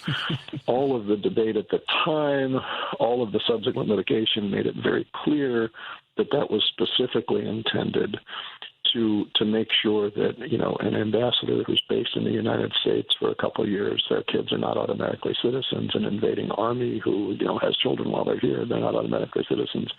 And this gets awkward in our history, Native Americans who had tribal sovereignty but weren't part of the United States and therefore not subject to the jurisdiction of the United States and not automatically citizens at the time that was written. There was debate on the floor of the Congress when all of this was put together, with people saying, well, wait a minute. As it's worded, this would grant citizenship to the children of Chinese immigrants who were here building our railroads. Remember, this is late 1800s. Yep. And the Congress debated that point and said, yeah, that's fine. That's our intent. So this is not a close call. No. Right? And the court, when they get decisions that are not close calls, they have the power to say this is just not a court case we should hear. This is unambiguous. We don't need to take a position. The fact that they chose to hear it suggests that at least some of the members of the court have something that they'd like to say on that subject. Yes, they do. And they may be saying that in a dissenting opinion. That's not the majority. But with this court, you got to watch really close, because they will. Clarence Thomas is famous for this. He'll say something in a minority dissent that essentially says, I disagree with the majority, and I'd encourage you to bring it back in a slightly different way next time. There you go. Right? Thread that needle, Representative. Yeah, exactly. And so you got to see this as a longer term project that's based in some hostility to true equality.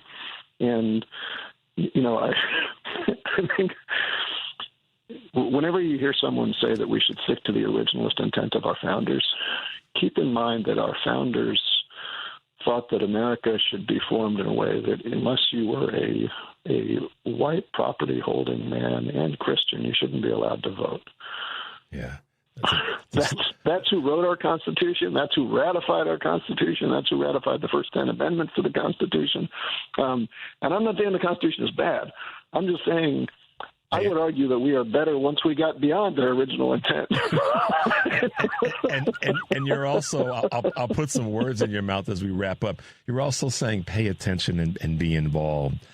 Representative Sean Casten from Illinois' 6th Congressional District, it's been an honor to have you on the show this morning. Thanks for hanging out with us a little bit. Stay safe. I know you're going to be heading back to Washington and tackling things, but thanks for being with us, Representative. We will do this again soon. Does that sound okay? Thanks so much. Pleasure being with you, as always. Take care. Take care. Bye now. Let's take a quick break, guys. The number is 773-763-9278. You're listening to Choose Views on WCPT, AM 820 in Chicago, and WARR 1520 AM and 103.5 FM from Warren County. And we are also now, guess where? AM 950, the progressive voice of Minnesota. Drivers who switch their home and auto with Progressive could save money and time. Other things try to do this, but they really don't. Like the touchscreen at fast food places. It's not like you save time because it takes you longer to use a touchscreen than, I don't know, someone who works there. And another thing, you'd think it would save money because they're not paying a cashier, right? But no, same price. Also, why is there an option to tip? Who am I tipping? Exactly. Anyway, even if you can't save money and time with some things, you could with a Progressive home and auto bundle. Progressive Casualty Insurance Company, affiliates, and other insurers, not available in all states or situations. Small businesses are the heart of America. Like you, these entrepreneurs started out with a dream and the drive to build a better life. If you have a small business idea to grow or challenge to face, you don't have to go it alone. Since 1964, SCORE has helped millions of entrepreneurs build their businesses. Today, they are the nation's largest nonprofit source of expert mentoring, resources, and education. Whether you're starting out, building back, or have worked at it for years, SCORE will match you with specialized mentors. Our thousands of volunteers provide the guidance and connections you need for free. Your success is waiting. SCORE is ready to help. Find a mentor today at SCORE.org.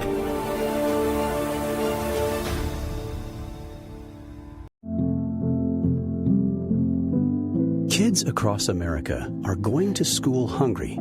Millions of kids every day. But one simple thing can help change all of this for a hungry child in America. Good, healthy food and the energy it brings. With help from caring people across America, No Kid Hungry is providing healthy meals and hope to hungry kids so they can build better futures. To learn more about ending child hunger in America, go to helpnokidhungry.org today. You're listening to WCPT 820. Here's the latest Chicago weather update. From the Weatherology Weather Center, I'm staff meteorologist Laura Lockwood. Chance of rain showers tonight, otherwise cloudy skies expected. Will dip down to about 54. Southwest winds 10 to 20 miles per hour.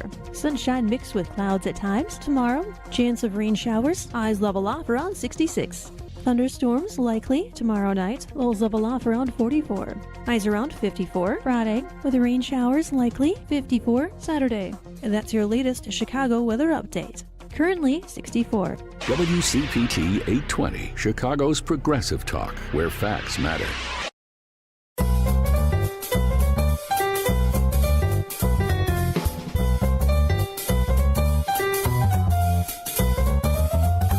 It's Choose Views, where we read more than just the headline. Now here's your host, Richard Chew. Hey guys, welcome back to the show, and thanks to Representative Sean Casten for hanging out with us. A lot of us are talking about protecting democracy, making sure we keep our democracy intact, reclaiming our democracy, a lot of different words. And you guys know how I'm about the fighters that we have out there. One of those folks who is a CEO of Democracy Forward and has been with us before is Skye Perryman. She is definitely, as my pop used to say, putting up her dukes to be in this fight of keeping our democracy. Good morning, Skye, and welcome back to Choose Views.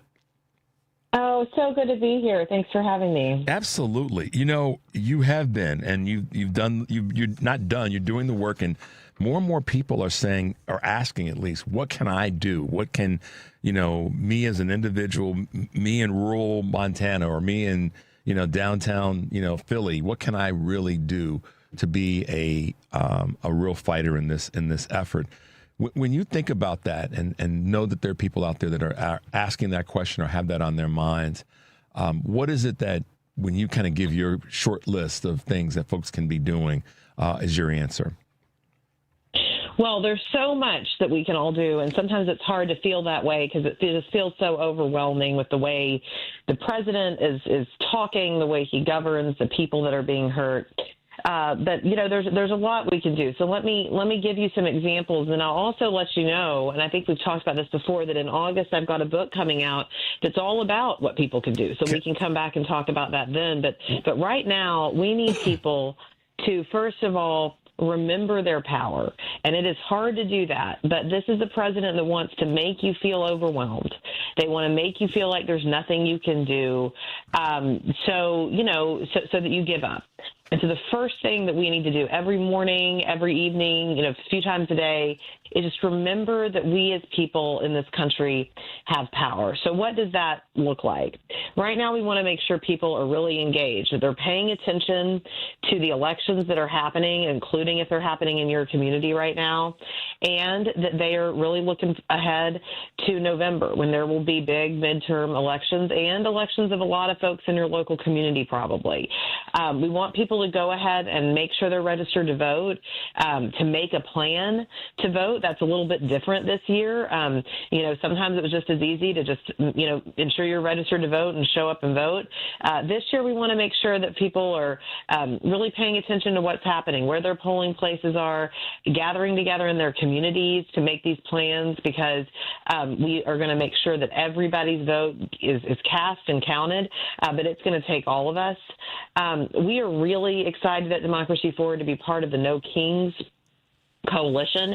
And if folks who are tuning in, I think many of your listeners are aware of No Kings and have been out for No Kings, but that's really important as we have these mobilizations, peaceful, direct, collective, nonviolent action over the coming months. It's very important for us to work this muscle memory, because it's going to have to be people making their voices heard in the days ahead as the president continues to threaten the very right to vote, continues to threaten our society. And then, of course, we want folks to get engaged. Follow groups like Democracy Forward, where I am. We're filing cases literally every single day to protect your rights. There are other wonderful organizations like our friends at the ACLU, various state AGs. I mean, you have a great state AG in Illinois. So lots to do and to follow. But those are some examples. One of the things that people will say to me, Richard, I'm good. I listen to your show. I listen to so many of the progressive voices that are out there, and all the things that remind me of what Skye just said. I'm good. I've checked my boxes. We had Jaime Harrison on earlier in the show, and he talked about making sure that you're registered. And you know, we kind of, I think that there's a large percentage of us that know what we individually need to do and are doing it. So how does that energy, Skye, transfer to someone else that may be in that 89 million that did not participate in the national in 2024? Because I think that some of those people also may not have participated in some of the local elections.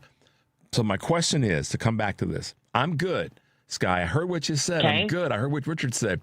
Great. How do I grow that to other people around me and my work, my network, to get them good? Does that make sense? And that's great. And this is exactly some of the things we've been addressing at Democracy Forward. So first of all, don't take for granted. Let me first of all just say, you're good. We know it. You're listening to the right radio show. You're following all the right things.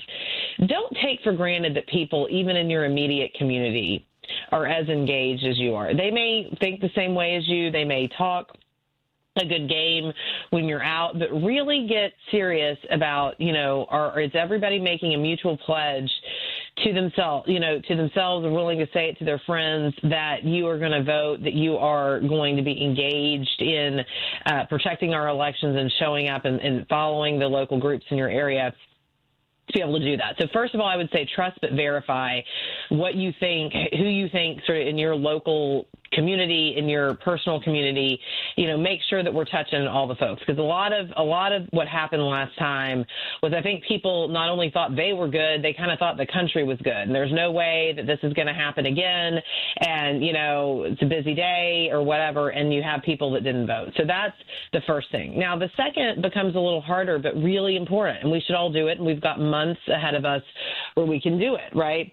So this is about reaching outside of our echo chambers and reaching outside of our comfortable community and trying to connect with people. And it's not about going and trying to convince everybody with your 15 talking points on every progressive issue. That's not what we're talking about here. But right now, I would venture to say, the vast majority, I think every American that I've come in contact with, every person that we've come in contact with, they're being intimately affected by something, and often negatively affected by something happening. We don't even have to take the local level right now. You can just take the federal level. So people who are sending their kids to school and don't know if there's going to be gun violence at the school. People who are sending their kids to school and, various community members aren't showing up because there's risk of enforcement, ICE enforcement in our schools, which has never happened in 30 years. Even under Republican presidents, we've never had this. Even under Trump 1.0, right?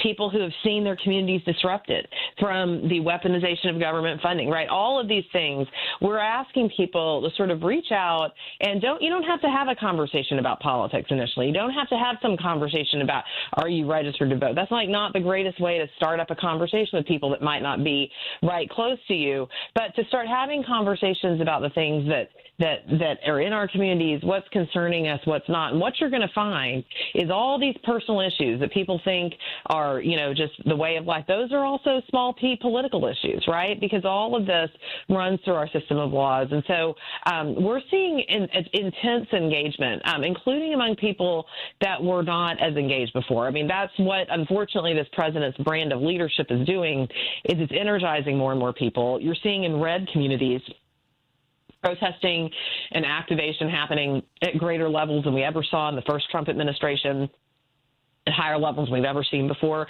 So there's a lot to be encouraged about, but we've all got to be there. Yeah. So we've got to be part of expanding our circle a little bit, willing to have these conversations. At Democracy Forward, and folks can go to the website, we've got democracyforward.org. You can do /dinners, or you can go to the Democracy Forward website and look where it says get involved.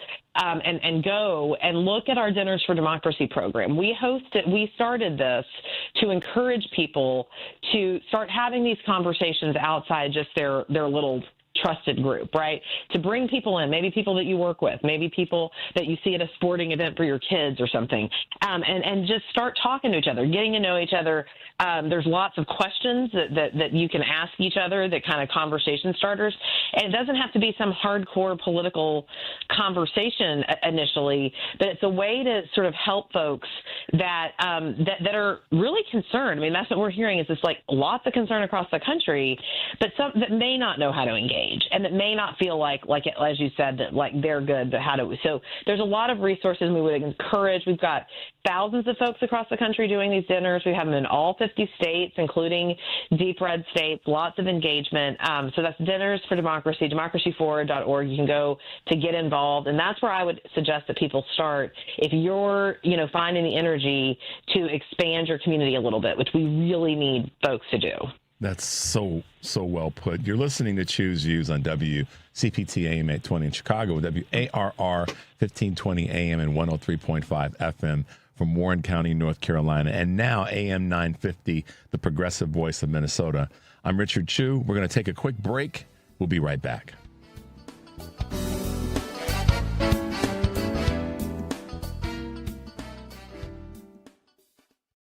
This is a WCPT moment in labor. When Serena Williams won her title at the Tennis Grand Slam tournament, we know she gets the same prize money as her male counterpart. However, prior to 1973, that wasn't always the case. When Billie Jean King captured her first Wimbledon title in 1966, she was surprised to find out that the winner of the men's tournament received £2,000, while she only received £750. After being unable to find any tournaments for women, King and 8 other women formed their own tournament, the Virginia Slims Invitational, where each woman was paid $1 before posing for the famous picture of them each holding up their dollar, with the caption, "Contract Pros." While the move was bold, the pay discrepancies continued. King threatened to boycott the 1973 U.S. Open unless the women were paid the same as the men. Thanks to a grant from Band Deodorant, both the men and women's singles would take home $25,000. Despite the progress at the U.S. Open, it wouldn't be until 1984 that the Australian Open would execute equal pay, followed by the French Open in 2006, and finally Wimbledon in 2007. I always had to be so good, no one could ignore me. Carve my path with data and drive. But some people only see who I am on paper. The paper ceiling, the limitations from degree screens to stereotypes that are holding back over 70 million stars. Workers skilled through alternative routes rather than a bachelor's degree. It's time for skills to speak for themselves. Find resources for breaking through barriers at tearthepaperceiling.org. Brought to you by Opportunity at Work and the Ad Council.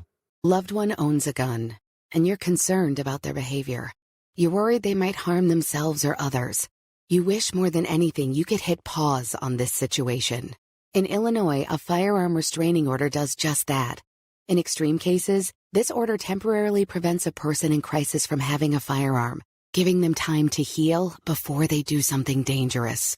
Learn more at illinois.gov/pause to heal. Brought to you by the Illinois Department of Public Health, Brady and the Ad Council. This is WCPT 820, where facts matter.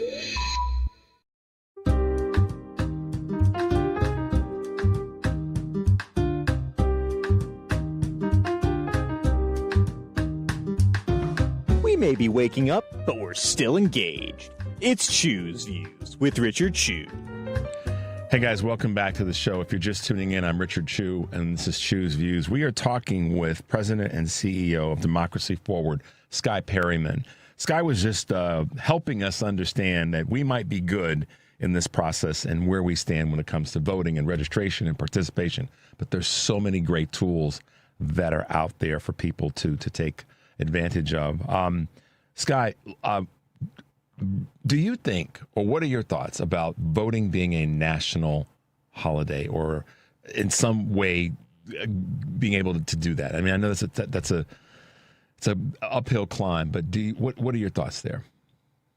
Yeah, and let me just say before I answer that, you had Sean Casten on just before we were talking, so I had Illinois on the mind, but when we were talking about the state AGs, of course, the state AGs in so many of the states, including Minnesota, with Keith Ellison, they're doing great work. So I just wanted to, I didn't mean to just call out the Illinois AG. There's so many great ones. So I heard Sean, I heard Representative Casten, who's great, and sort of had gotten my geographies mixed up. So in terms of voting as is a national holiday. I mean, this is something that we should do. I mean, we need to make it easier for people in this country to vote and to be able to access the ballot box. And you see the president trying to attack ways of doing that. The president himself votes by mail, but yet now he's trying to attack voting by mail. By the way, that's going to be struck down by the courts. There's about 4 or 5 lawsuits right now, including one by those great AGs that have been filed. But so, we need to be able to make it more accessible for people to vote. At Democracy Forward, we, with our staff, many people are volunteering. They take the day off to volunteer, but we do acknowledge it as a day that you should. Now, for us, we have to work sometimes because we've got to protect voting rights in the courts, but we acknowledge it as unless you have mission critical work. If you can show an I voted sticker, we're happy to give you time off because we want to make sure that people can access the voter box. So one thing we want folks to know, it's not going to become a national holiday this year because this White House is not interested in people voting, and this Congress has not really been as serious as they should be about people being able to access their right to vote. But if you are a small business owner, if you are a manager that has some discretion, right, there are ways you can work with your employer. If you're the owner of the business, you can work with your outside counsel to see if you can put in place some of these policies as a matter of your own personal values and the values of your workplace. And it's really, really important. And so I absolutely support any type of legislation and laws that can help people access their ability to vote better and in more frequent ways. And practically speaking, sometimes that is needing to be able to have the time on voting day. Yeah, and I think a lot of people, I don't know what the actual numbers are, and we're talking about in terms of course, federal election, but I wonder how many people of the 89 million that did not vote in the 2024 election, as we're getting closer to the 2026 midterms, how many of them did not vote because they couldn't get the day off or a part of the morning off or whatever to actually go and vote? Because, I oftentimes not complain or throw shade at folk of the 89 million that didn't vote, but we don't know what that math is. How many of them weren't able to because they just couldn't take the time off? And that, to me, is... I think that's a huge concern. I also want to be clear, the government was not delivering for all Americans as it should be, right? We don't need to feel like that we have the responsibility to defend a system that was not delivering in all cases for people across this country. Yeah. We have a responsibility to make it better, to build it better, to transform it. Democracy Forward, we're talking about reimagining, right? Not just rebuilding, but reimagining, where you actually have a government that serves all people. And we know from some of the data that some reason that there has been voter disengagement and civic disengagement is because there's real cynicism out there, and for good reason at many instances, that there, real cynicism that the government has not been delivering for people, that, it has become much more expensive and harder to make ends meet, even with people working so many jobs. Like, we know this, right? And so part of our work in this moment is to inspire people. You can be as cynical as you want, but if we want to see any change at all, we can't leave our power and our tools on the field.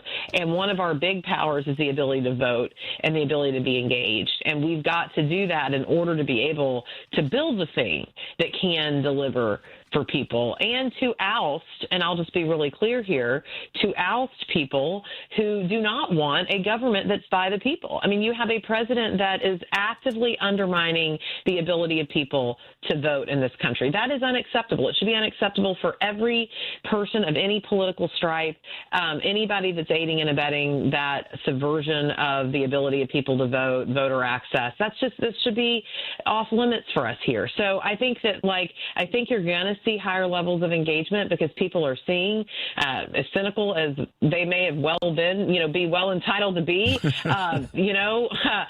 is a real crisis. And it turns out that there's a lot of silent things the government does that many of us don't appreciate day to day. And you don't appreciate it until you have a president that comes in and tries to decimate your entire system, including, firing the men and women who have dedicated themselves to public service and have been serving in our communities and in our government engagement to try to serve us. So I think you're going to see those heightened levels of engagement. We're seeing it on every metric. You're seeing it in every election that's happened since 24. You're seeing it in the streets with the millions of people. I mean, these are historic numbers.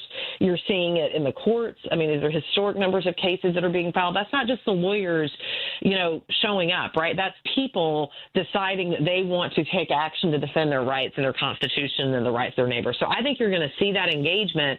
And what we've got to do, as you said, is spread it around, use this opportunity to expand our community of care and to get people out there. And again, we have a lot of great resources at democracyforward.org, as do many organizations, in ways that people can do that in their communities. One of those, as we're talking about people and we talk about resources, and this was the kind of the baseline of why I wanted to talk about this. You and I can talk about so many other things, and I know the next time you're on, we'll dig deeper into whatever's current.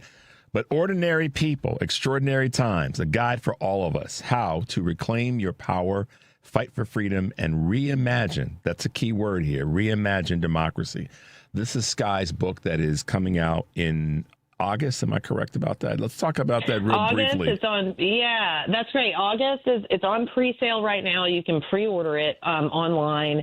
Ordinary People, Extraordinary Times, as you said. It's Penguin Random House, but it's available at all your book retailers, including independent bookstores. And we'll be doing more in the coming months to get folks engaged. This book is a book kind of by popular demand. We started hearing from so many people exactly how you started this show. They wanted to know what they could do. They appreciated what we were doing in the courts, but what can they do? There are 7 actions in this book, 7 steps that everybody can take. It is everything from changing your mindset. We have a chapter called Stop Spiraling and Pick Up a Shovel about how we can change our mindsets from the doom-scrolling mindset to the action mindset. And this is hard to do. It's not, and there's a reason to spiral. I mean, look, we're in a big crisis. So we talk about all that. We talk about the history of all that. We mix history as well as what's happening presently with lots of great actions about what people can do. We have a chapter on what we call achieving information sobriety, which is about this media environment. And thanks to you for trying to help us be able to get good information, accurate information. But I'll just say, I mean, there's a media environment out there that's actively promoting misinformation and disinformation, that's fragmented, that's making people feel unconnected to each other. So we have a whole chapter and steps people can take to think about how they're consuming their news. How could they maybe change some of their media habits? How can they support shows like yours, a pro-democracy media environment, accurate information? So we have those kinds of things that are, people can do in their own lives. And then we have things that require that you get out a little bit, community. Yeah. We have one, Democracy Begins at Your Front Door. That's what you talk about a lot. So I think it'll be a great, hopefully, tool. It's coming out in paperback out of the gate because we want to make it as accessible and easy for all people. It's like $16, $17. So, I mean, it's really our hope is to just get it out there where people can engage, and then we'll have an online community that can engage with it too. But you can pre-order it now, and I'm happy to come back on and talk about it after it's out there. Well, Skye, the guys here in the studio are head nodding. We're bobbleheads this morning because, as always, you have such great information for us. We got to wrap up the show as we never have enough time. How can folks find you real quickly before we get out of here? Yeah, follow us on all the social media channels, Democracy Forward, and then I'm on social media as well, Skye Perryman. But then go to democracyforward.org. That is our website. Sign up for our newsletter. We do not spam you. We send you updates on cases, and we send you this great newsletter. And then, like I said, if you go to democracyforward.org, you're going to see this Get Involved tab that we've just added because so many people want to know what they can do in this time. And you click it, and you're going to see a lot of great resources. And then, of course, as the book comes online, we'll have opportunities for action through that, too, at democracyforward.org. Can't wait to have you back. Skye Perryman is the president and CEO of Democracy Forward. Thanks for hanging out with us today. Stay safe, and we'll talk to you soon, Skye. Thanks so much. All right, bye-bye. Guys, stay tuned for the Stephanie Miller Show. And remember to take a deep breath and make your life count. We'll see you tomorrow.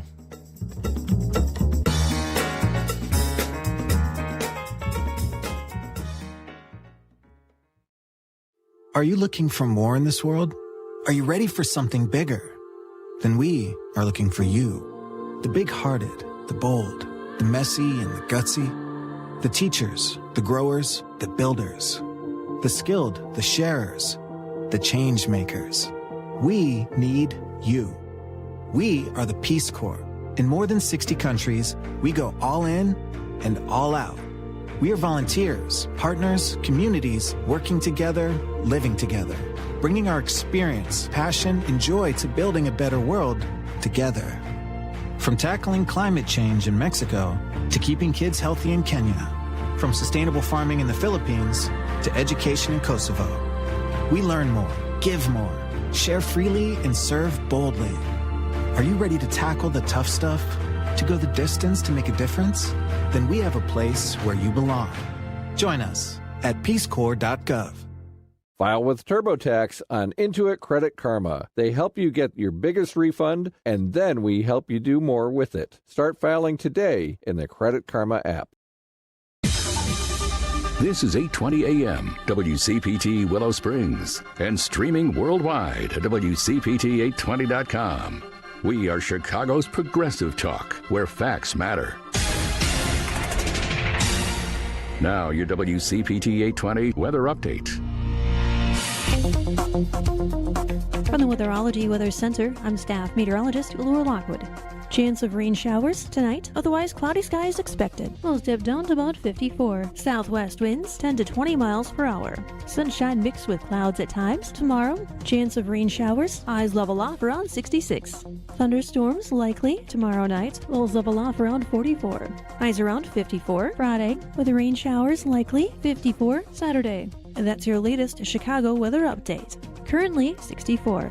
This is Chicago's Progressive Talk, 820 AM, WCPT Willow Springs, and online at WCPT820.com, where facts matter. That's the sound of the ComEd Energy Efficiency Program, saving you money and energy. With rebates on Energy Star appliances, so you can come back to a home full of savings. Discover more ways to save at ComEd.com/home savings. ComEd, powering lives. Hear that? That's the sound of your life. Perfectly imperfect. Beating in rhythm to the world you've created.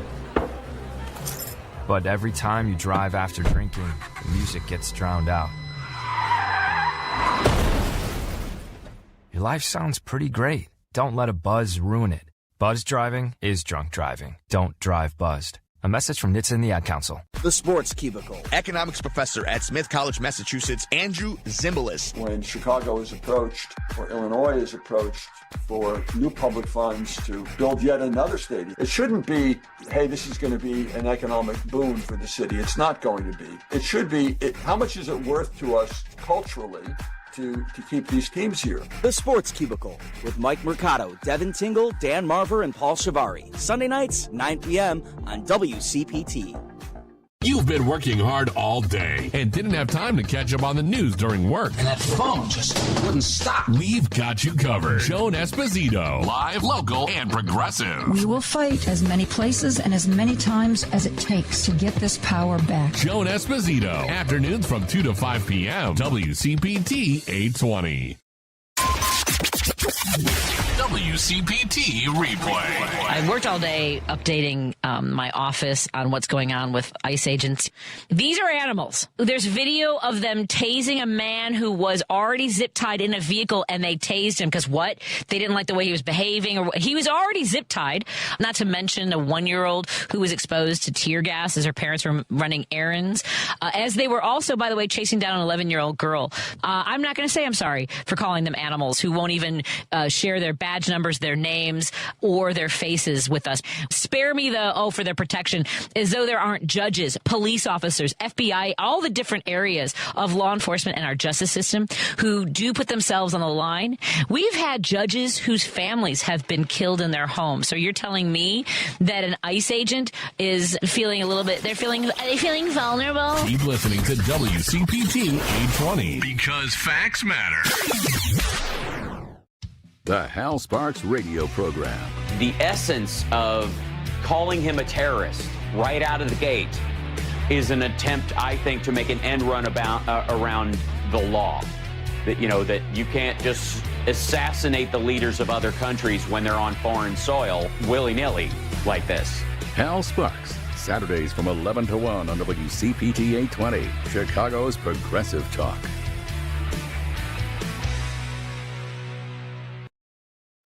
Choose Views with Richard Chew. It's taking action that matters. Whether it was 600, 6,000, or 600,000 people out, there's the impact of the voice being heard, but it's also we feeling like I'm not just sitting watching this train go by, this horror show go by, and not doing something. And then when you find that there are more like-minded people than you realize, you understand that there are more of us than there are of them. Richard Chew, weekday mornings at 6 on WCPT 820. This is Senior Corps. 360,000 volunteers age 55 and older, driving results through service, helping communities recover from devastating disasters. RSVP plays a valuable role. They're still here helping the unmet needs of the community and the survivors of the devastation. Making sure that those who need assistance can remain in their own homes. If I didn't have a senior companion, I would be really lost. Tutoring and mentoring tomorrow's leaders. The advantage of having foster grandparents working with the children one-on-one, that's a tremendous benefit. Visit nationalservice.gov or call 1-800-942-2677. This message brought to you by the Corporation for National and Community Service.